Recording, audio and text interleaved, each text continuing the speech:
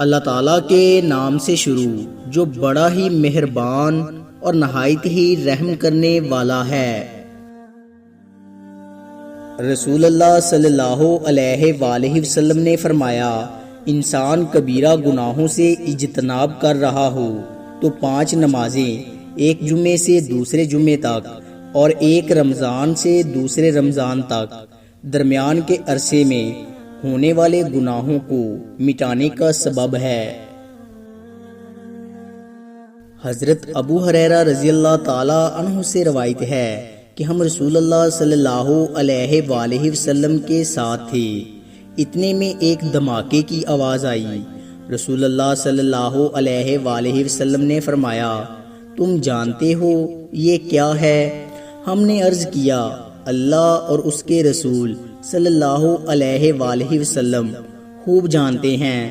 رسول اللہ صلی اللہ علیہ وآلہ وسلم نے فرمایا، ایک پتھر ہے جو جہنم میں پھینکا گیا تھا 70 برس پہلے، اب اس کی تہہ میں پہنچا ہے۔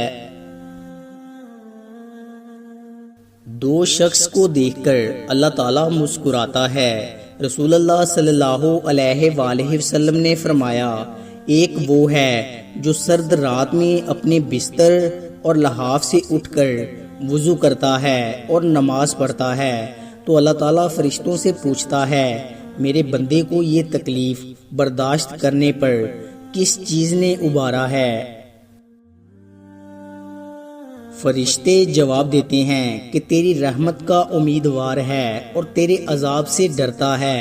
اللہ تعالیٰ فرشتوں سے فرماتا ہے، گواہ ہو جاؤ، اس کی امیدیں پوری کر دی ہیں۔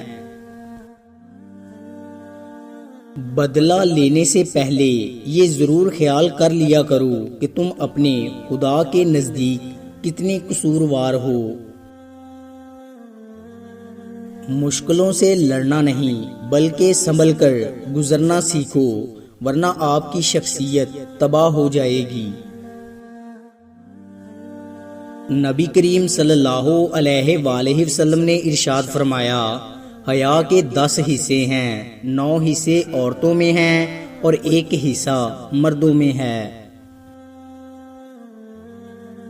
جو دل دنیا کا ٹھکانہ بن جاتا ہے، آخرت وہاں سے کوچ کر جاتی ہے۔